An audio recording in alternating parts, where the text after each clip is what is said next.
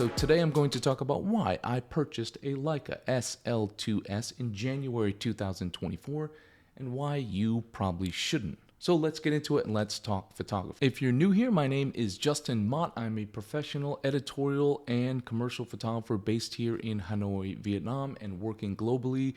And my channel is dedicated to helping you guys, pros and amateurs, improve your photography. And if you want to see the perspective of where I'm coming from as a photographer, you can visit my portfolio website, justinmott.com. So it seems like odd timing to purchase an Sl2-S, considering I'm hearing buzz that the Sl3 should be out in March. I don't have any official word on that. That's just the buzz that I'm hearing. And I imagine later in the year, the new version of this little guy here, the Sl3-S, should be out as well. So why? Why now buy this camera? Well, before I talk about the why, let me talk to you about how I plan on using this camera. For those of you that follow my channel, you know I'm an avid fan of the Leica M system. You know I have a Leica M10D, and that's the camera that I use for all my personal projects, my documentary work, and even my editorial assignments as well. Now, I used to couple that camera with an M10 with the screens, and every once in a while when I needed a screen, that would be my go-to camera. But when I have more time to slow down, when I'm shadowing someone for a long-term documentary project, I like to use the Leica M10D without a screen. Seems like an odd camera, I know. I've talked all about it in a separate episode. I'll link that above, but that camera for me allows me to be present. It allows me to slow down in situations where I can slow down. However, during COVID a while back, I sold my M10 and I've been stuck with just one camera for a long time, that M10D. And I've been considering for a long time, what's going to be my secondary camera? What's going to be my complementary camera to my M10D? And I have borrowed this camera numerous times from Leica Vietnam and Leica Singapore for different projects around the world, and even using it on a couple New York Times assignments recently.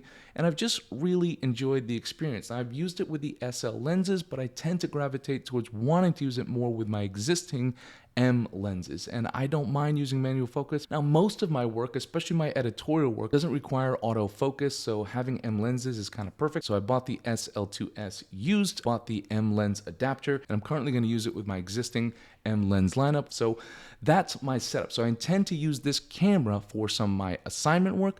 I intend to sort of migrate over to the SL system, so that would mean buying the Sl3 when it comes out, a higher megapixel camera for some of my commercial work, and that means also investing in some SL lenses when I do need autofocus. However, like I said again, I'll mainly be using my M series lenses. So I'll have a two-body system. I'll have a Leica Sl2-S, and I'll eventually have a Leica Sl3. I hope that makes sense. And one of the main reasons I purchased this camera is for video capabilities as well. I'm not saying it's a fantastic video camera. There's plenty of better video cameras out there. However, I want a distinct look. I do like using my manual lenses for some video work, for some B-roll. If you can tell, the opening sequence to this episode, trying to step up my B-roll a little bit. And then when I go out in the field, step up my B-roll. And I also want to explore some street cinematography to go along with my photography and play around with mixing those two mediums. So I thought it made sense for me to get into this camera and to get into it now. So I bought this used for about $3,400 US. It's in impeccable shape. Now you might also say, like, still, why not wait? Well, I plan on getting into these things now. Every time I wait for a camera, it means I put my projects on hold, and it's not something that I want to do. So in addition to exploring some street cinematography, in addition to getting more creative B-roll using this with my M series lenses, I also have a couple conceptual photography projects that I want to work on where I'm playing around with different focusing techniques, different exposures. And when it comes to doing something new and fresh with my photography, I need to be able to see what I'm doing in real time. So I need that screen. And also, I'll be 46 this year, and I have to admit, my eyesight for a long time was like impeccable. I was the guy at the doctor's office that was like, no, move it back. Move it way back. And I can still get it, but I can see some deterioration a little bit.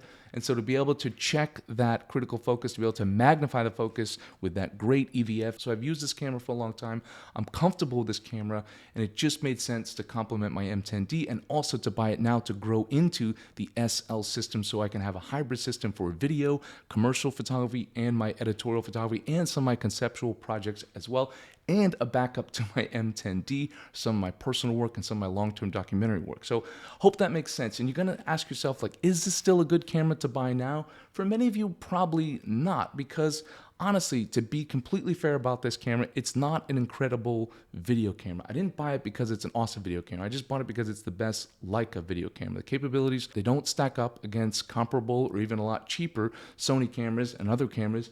They just don't. I mean, that's just being honest, that's just being fair. I would imagine the new SL3 and SL3S will have a bump in video capabilities. It's still workable. And again, I bought it because I want to use it with my M series lenses. So another knock on this camera is the battery life is pretty bad and the batteries are really expensive. Although I did hear a hack that you could buy a Q3 battery and stick it in this and get 18% more. I should have checked into that before I invested in 3 batteries because that's like several $100s each. But I didn't. And the autofocus is not great either. I imagine the SL3 will have another significant upgrade in autofocus. So better video capabilities, better autofocus, better battery life, probably some other features like built-in storage and some other things maybe we didn't think of. I know those seem like big things, but for me, autofocus, not a big deal. I don't tend to use this camera much with autofocus. For me, bad battery life, like, yeah, it's not terrible, but it's not great either, but it's passable, and I just bought more batteries, and that's my workaround. As far as video capabilities, yeah, so-so, average, overpriced, sure, totally get that. But I want to start using a Leica system for more video work.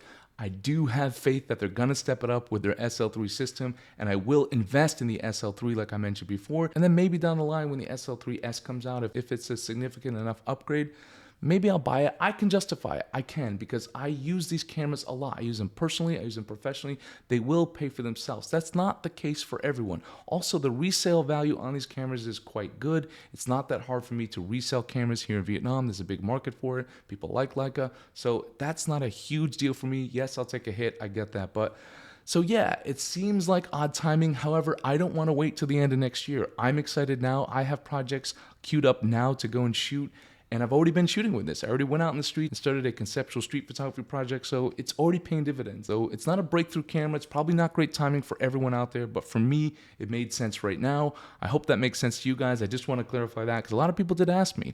And I don't like to mislead people because what works for me doesn't work for everyone. So that's it. That's why I bought the Leica Sl2-S here in 2024, in early 2024. Who knows if I'll upgrade, but I'm excited about the system. I've used this camera quite a bit. I love the ergonomics. I love the design. I like the quality. 24 megapixels is just fine for most of the work that I do, so it just made sense for me right now. So that's why I bought this camera.